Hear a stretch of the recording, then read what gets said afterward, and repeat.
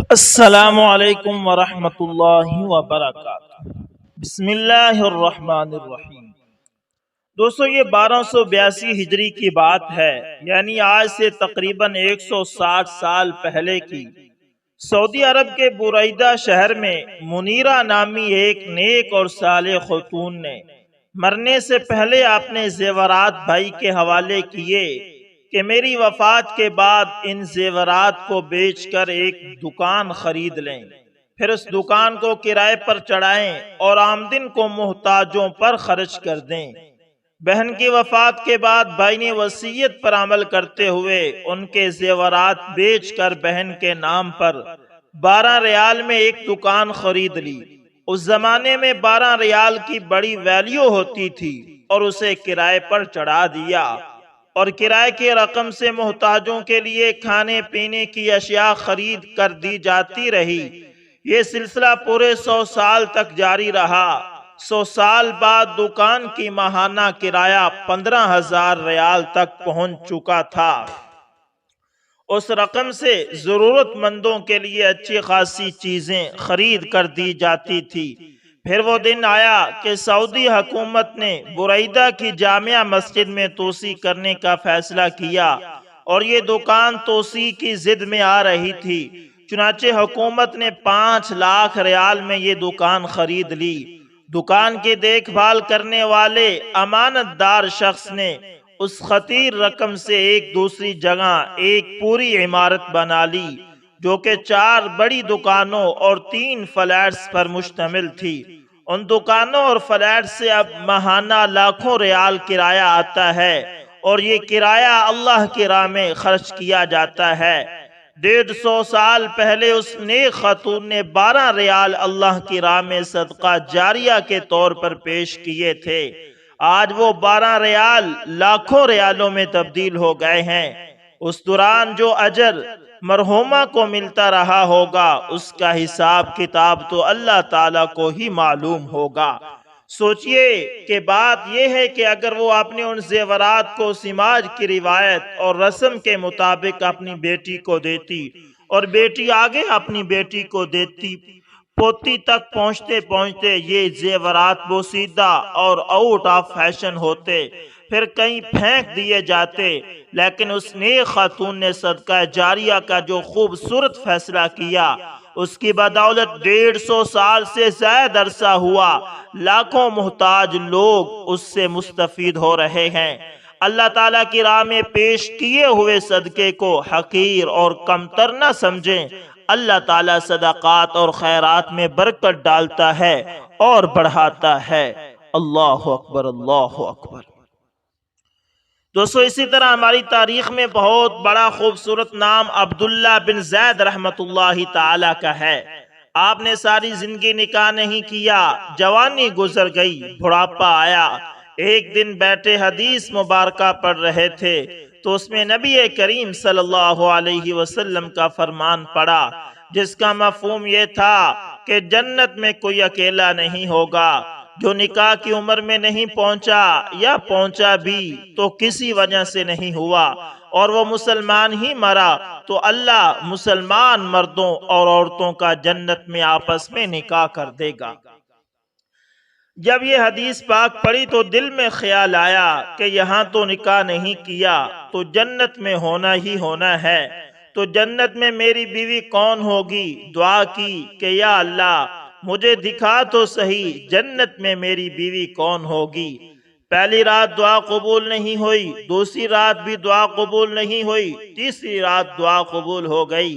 خواب میں کیا دیکھتے ہیں کہ کالے رنگ کی عورت ہے، حضرت بلال حبشی کے دیس کی رہنے والی حبشیہ، اور وہ کیا کہتی ہے کہ میں میمونہ ولید ہوں اور میں بصرہ میں رہتی ہوں۔ پتہ مل گیا، آنکھ کھلی، حضرت کی تہجد کا وقت تھا، نوافل پڑھے، نماز فجر باجماعت ادا کی، اور سواری لے کر حضرت عبداللہ بن زید رضی اللہ تعالی عنہ بصرہ کے لیے روانہ ہو گئے۔ وہاں لوگوں نے بڑا استقبال کیا، حضرت کا نام ہی بہت بڑا تھا۔ بٹھا کر پوچھا، حضرت بتائیے، حضرت آپ بتائے بغیر آ گئے ہو، خیر تو ہے؟ آپ نے پوچھا یار یہ تو بتاؤ کہ یہاں کوئی میمونہ ولید رہتی ہے؟ لوگوں نے حیران ہو کر پوچھا حضرت آپ اتنے دور سے چل کر میمونہ ولید سے ملنے آئے ہیں؟ آپ نے فرمایا کیوں، اس سے کوئی نہیں مل سکتا؟ نہیں حضور وہ تو دیوانی ہے، لوگ اسے پتھر مارتے ہیں۔ حضور نے پوچھا کیوں مارتے ہیں؟ حضور کام ہی ایسے کرتی ہے، کوئی رو رہا ہو تو اسے دیکھ کر ہنسنے لگتی ہے، اور کوئی ہنس رہا ہو تو رونا شروع کر دیتی ہے، اور وہ اجرت پر پیسے لے کر لوگوں کی بکریاں چراتی ہے۔ آج بھی وہ ہماری بکریاں لے کر جنگل میں گئی ہے، آپ آرام فرمائیں، عصر کے بعد آ جائے گی، آپ اس سے مل لیجئے گا۔ حضرت رحمت اللہ تعالی نے فرمایا عصر کس نے دیکھی؟ کہاں وہ کس سمت گئی ہے؟ لوگوں نے کہا حضور جنگل نہ جائیں، بہت خوفناک جنگل ہے۔ آپ نے فرمایا بتاؤ کس طرف گئی ہے؟ لوگوں نے بتایا۔ آپ فرماتے ہیں کہ میں نکل گیا۔ آپ فرماتے ہیں کہ جب میں جنگل گیا واقعی خوفناک جنگل تھا، جنگلی جانوروں کی بھرمار تھی، قدم قدم پر کوئی نہ کوئی چیز کھڑی ہے۔ آپ فرماتے ہیں کہ قربان جاؤں اس عورت کی مردانگی پر، وہ اس جنگل میں کس طرح بکریاں چرا رہی ہے، شیروں نے اس کی بکریوں کو ابھی تک کھایا نہیں، اتنے درندے ہیں سارے مل کر حملہ کر دیں تو کیا کرے یہ اکیلی عورت، کس کس کو روکے گی؟ خیر آپ فرماتے ہیں کہ وہ جگہ جہاں لوگوں نے مجھے بتائی تھی میں وہاں پہنچ گیا۔ جب میں وہاں پہنچا تو منظر دیکھ کر میں حیران رہ گیا۔ دو حیران کر دینے والے منظر میرے سامنے تھے۔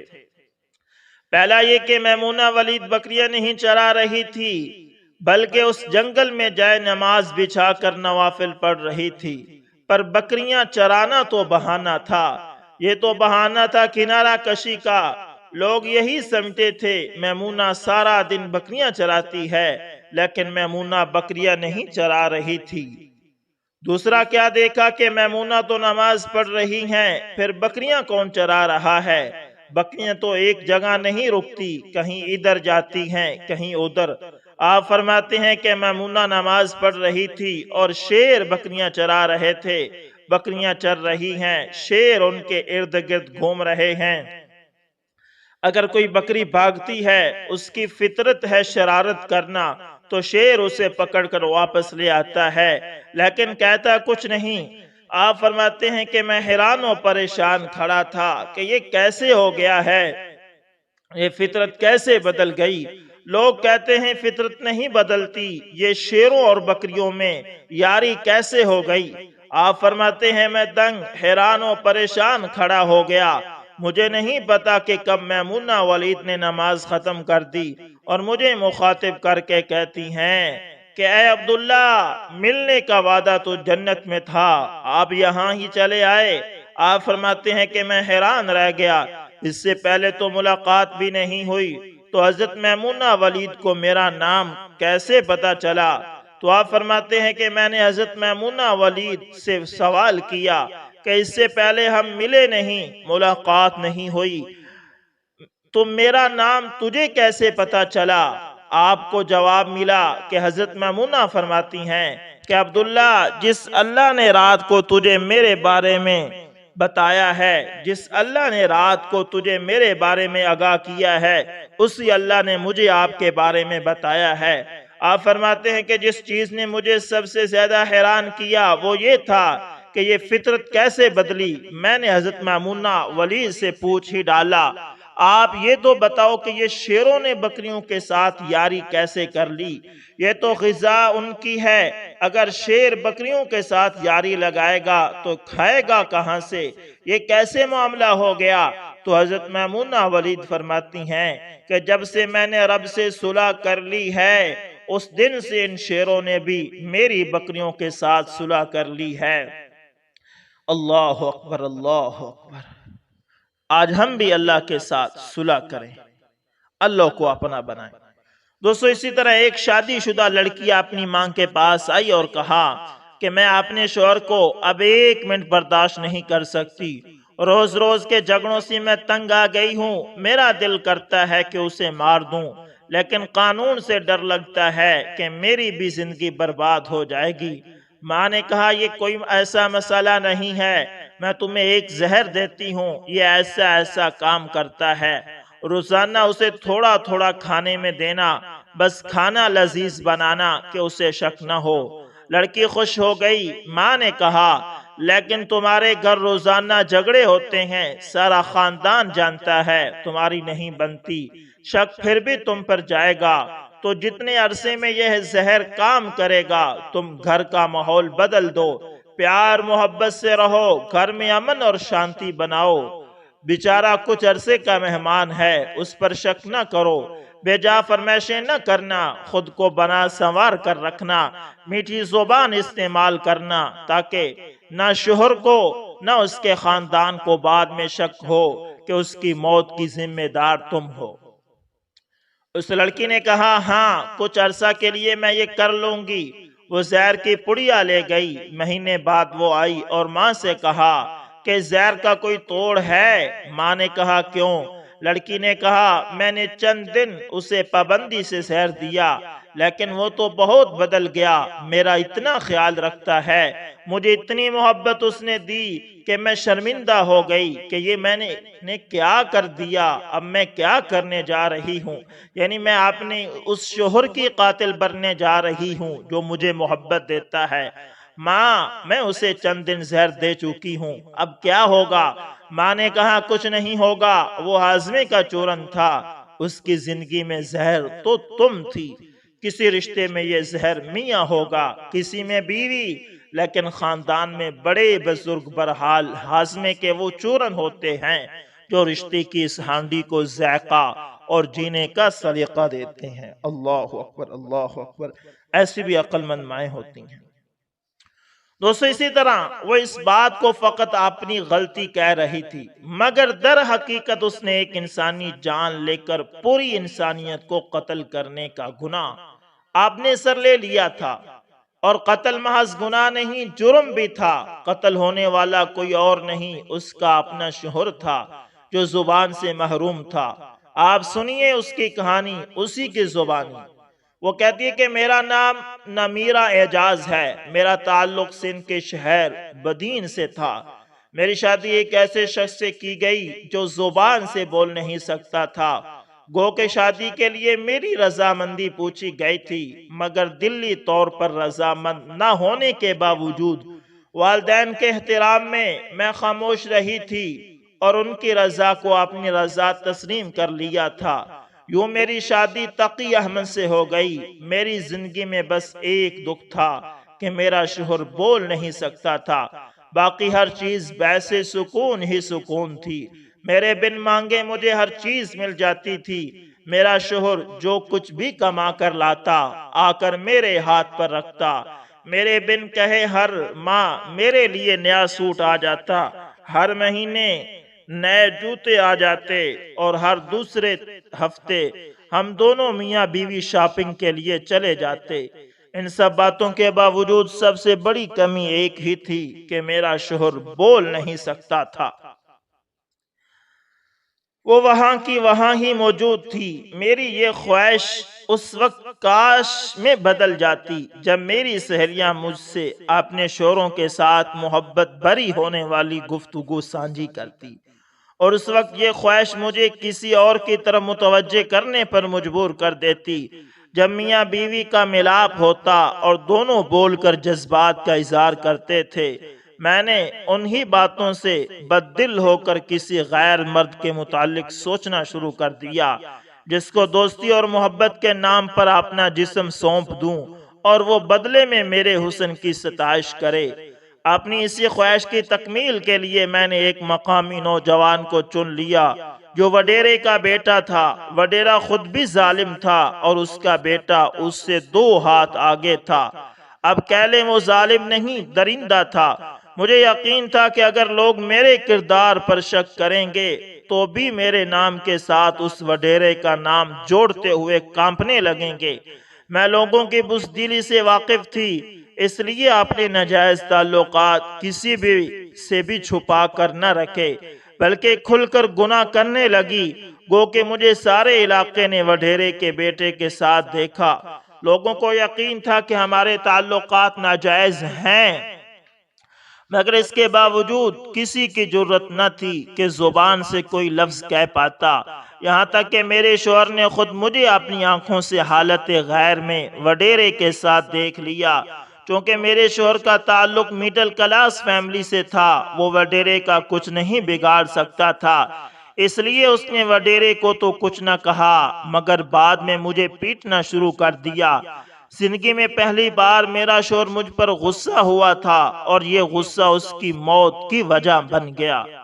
ہوا کچھ یوں کہ میں نے وقتی طور پر ہوش سے کام لیتے ہوئے شوہر کی منت سماجت کر کے اس کے غصے کو ٹھنڈا کر دیا، مگر بعد ازاں میرا غصہ قہر میں بدل گیا۔ جب 10-12 دن حالات نارمل ہو گئے تو میں نے اپنے محبوب وڈیرے سے کہہ کر اپنے شوہر سے بدلہ لینے کا فیصلہ کر لیا۔ ایک رات میں نے کھانے میں نیند کی دوا ملا کر اپنے شوہر کو کھلا دی۔ جب وہ گہری نیند سو گیا تو میرا محبوب بھی آ پہنچا۔ پہلے ہم دونوں محبت کے نام پر ہوس مٹائی، اس کے بعد چھری گرم کر کے میرے شوہر کی زبان اس میرے عاشق نے کاٹ دی۔ اللہ اللہ بچائے، بہت دکھ، یعنی کہ اس ظالم بیوی نے عاشق کے ساتھ مل کر اپنے شوہر کی زبان کاٹ دی۔ کیا کہتی ہے کہ میں نے اپنے عاشق کے ساتھ اپنے شوہر کی زبان کاٹ دی، ہاتھ توڑ دیے، آنکھیں چھری کی مدد سے نکال دیں، اس کے سر پر ہتھوڑے مار مار کر اس کا سر قیمہ بنا دیا۔ اپنا غصہ ٹھنڈا کر لینے کے بعد ایک بار پھر ہم دونوں نے اپنی ہوس مٹائی، اور بعد میں میرے شوہر کی لاش بوری میں ڈال کر قریبی ندی میں پھینک آئے۔ لاش کو 3 دن بعد ڈھونڈ لیا گیا، پولیس تفتیش شروع ہو گئی۔ چند ہی دنوں میں پولیس قاتل کا سراغ لگاتے ہوئے مجھ تک پہنچ گئی۔ پھر وڈیرے کا بیٹا بھی گرفتار ہوا، مگر اس کے والد نے اپنا اثر و رسوخ استعمال کرتے ہوئے اسے بچا لیا، مگر میرا کوئی والی وارث نہ بنا، کیونکہ میں اپنے مجازی خدا کو اپنے ہاتھوں سے قتل کر چکی تھی۔ آج میں دنیا اور خدا کے حضور مجرم ہوں۔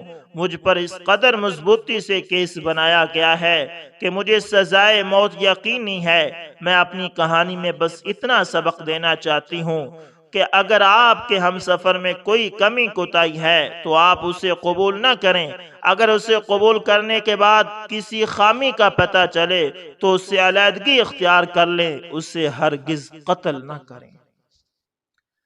وہ کیا کہتے ہیں کہ جب معاملہ بڑھ جائے تو پھر پچھتانے کا کیا فائدہ۔ اب اس عورت کو پچھتاوا ہو رہا ہے کہ میں نے کیا کیا۔ تو امید کرتا ہوں ویڈیو اچھی لگی ہوگی، پسند آئے تو لائک شیئر کمنٹ لازمی کریں، اور اگر آپ ہمارے چینل AS انفارمیشن TV پر نئے تو اس کو لازمی سبسکرائب کریں، اور ساتھ میں بیل کے نشان کو دبانا نہ بھولنا تاکہ ہر نئی ویڈیو کا نوٹیفیکیشن آپ لوگوں تک پہنچتا رہے۔ دوستوں ملتے ہیں کسی نیکسٹ اچھی سی ویڈیو کے اندر، تب تک کے لیے اللہ حافظ، جزاکم اللہ خیر۔